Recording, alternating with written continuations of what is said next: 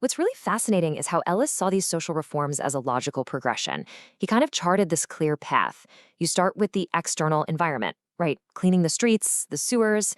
Then you move indoors to regulate the factories. From there, the focus shifts to the individual citizen with national education that's not just about books, but about a child's total welfare.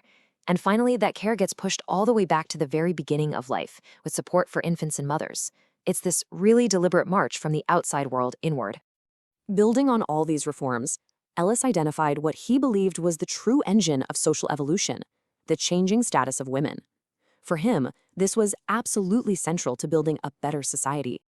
Ellis had this really compelling theory about what he called the laws of attraction. He argued that out in nature, it's typically the female who chooses her mate, and that's what drives evolution. But in human society, he believed, economic dependence had totally flipped this natural order on its head. Women were often forced to compete for men because men held all the economic power. His core belief was that if women could gain economic independence, this natural balance of choice would finally be restored. And this brings us to his view on the militant suffrage movement of his day. See, he saw civilization's progress as this big shift away from what he called man's method of brute force, toward what he called woman's method of charm, reason and persuasion. He argued that when suffragettes used violence, they were actually regressing to savagery and undermining the very civilizing influence he believed women represented.